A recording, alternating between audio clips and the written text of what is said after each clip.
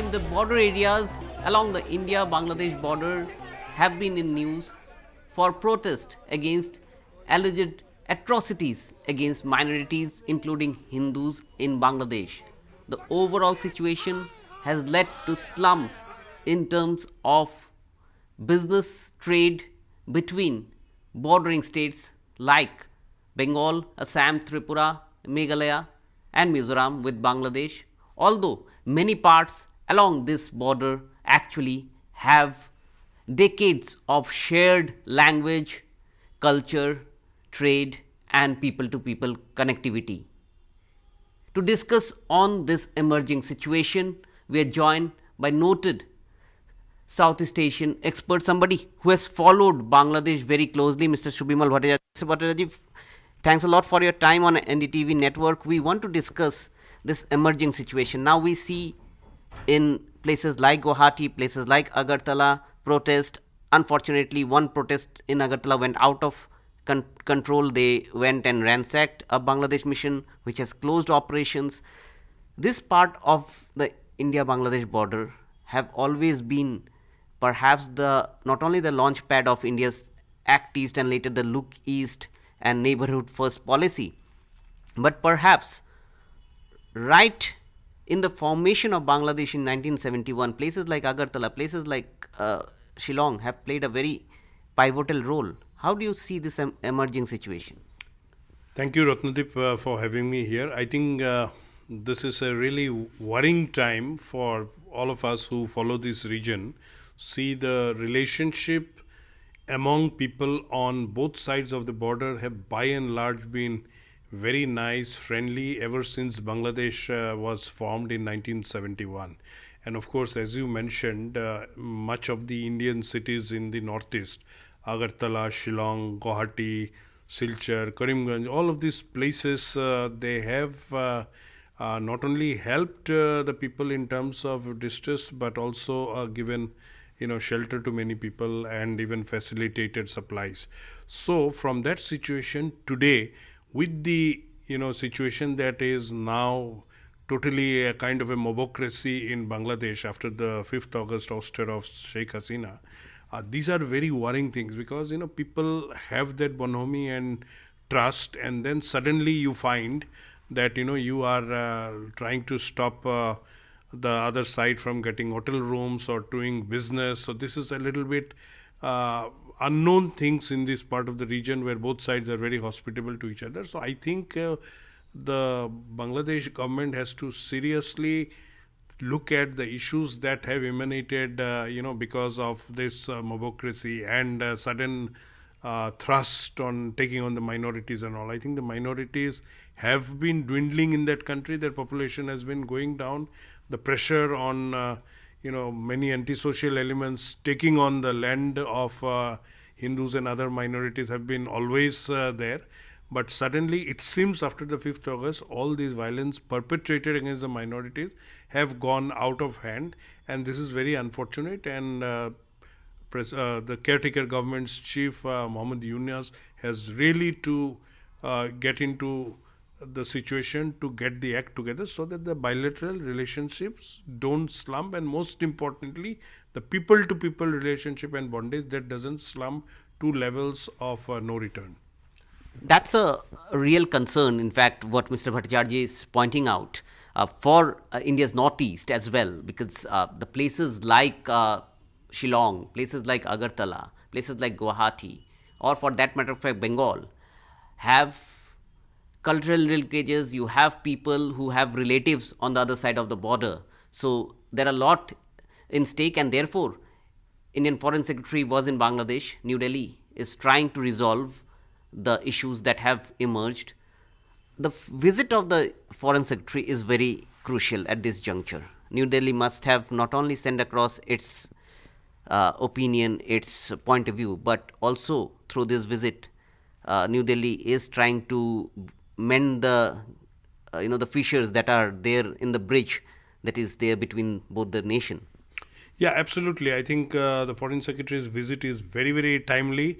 I think it had to happen, and for some time now, with all the troubles taking over, people are forgetting that India has invested significantly in that country's ecosystem to improve the infrastructure between the two countries, whether it is on roads, railways, the Chittagong port as a transit, and so many other avenues that benefit both the countries.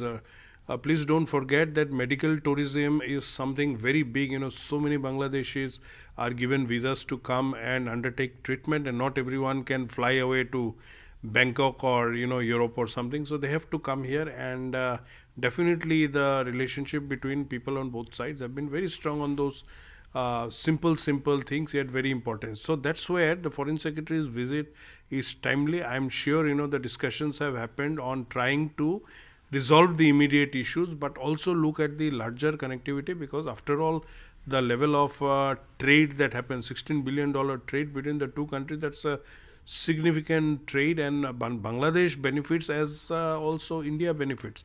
So I think to take it forward, there has to be far much more engagement in the next few weeks. That's what I would think, and the government of India has been very careful to be able to see that the relationship doesn't go further down. And most importantly, if you have noted, the Foreign Secretary has also made it very clear that the government is going to work with the interim government and the new government that comes after the elections and all. So right now it is very important to see that the troubles, the chase of minorities, the kind of instability that surrounds that country needs to subside, because Bangladesh economy was doing well, and if that fails, it has a cascading impact on many other things. And somewhere the fact that India played a significant role in the creation of that country, that shouldn't go away. I think a lot of propaganda goes around in social media that tries to paint India always in a very negative way, but I think India has had always supported a strong, friendly bilateral relationship between both the countries, and that should be also respected in that country. You have touched upon a very important factor that perhaps has kind of gone missing in this entire controversy that has erupted. The fact that these places, for example, Agartala, from where Bangladesh has temporarily suspended its visa and consular services at its Assistant High Commission after obviously a very unfortunate incident of ransacking of the premises a bit.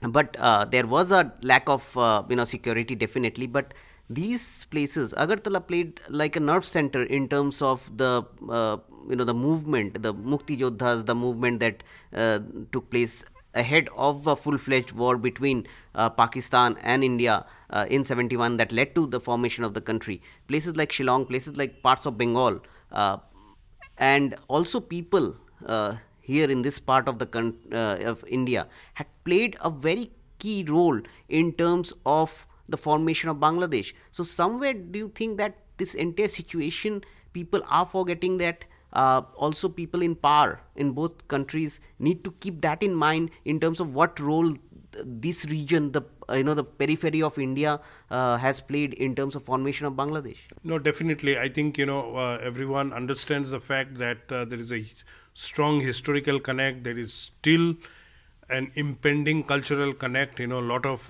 cultural exchanges with the northeastern states have been happening now. For the past few years, the visa regime has really been conducive in trying to foster all of that.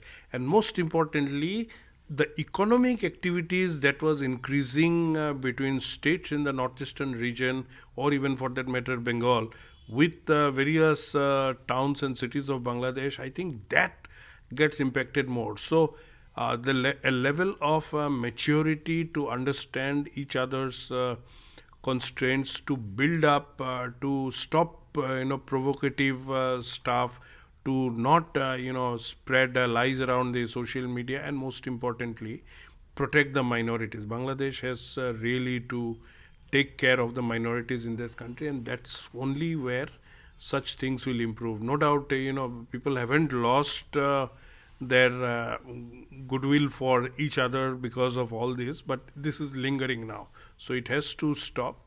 and the caretaker government also has to possibly work to see that a popular government can come there sooner. I think the effort is there. The moment it happens, then again the people to people, the government to government, that plays on a much more even ground, and the people will then support the initiatives to take the relationship forward from what it has been built. Basically, what you have been pointing out in terms of different type of connect, but there are a lot of things which are at stake in terms of India as well. We have created infrastructure in Northeast India that we infrastructure largely will be used in terms of our connectivity of trying to use Bangladesh as a transit point for people from Northeast to travel to Calcutta and beyond, and similarly people for Bangladesh to get an easy access to India through Northeast India, where the overall time consumed in terms of connectivity gets reduced. We talk about the international airport that has been developed in Tripura, which is underused. The flight connectivity between Chittagong and Agartala has got stalled because of the overall situation. The Nishchintapur railway station, the international railway station, which is just few kilometers away from the Akhoda railway station in Bangladesh, and the train connectivity between Agartala to Kolkata via Bangladesh would have cut down the travel time by maybe overnight or 12-13 hours. So that overall change perhaps is getting stalled because of this kind of a situation that we see in the geopolitics. Yeah, absolutely. I think the stakes on both the sides to be able to build on whatever investments have happened in the infrastructure are very high.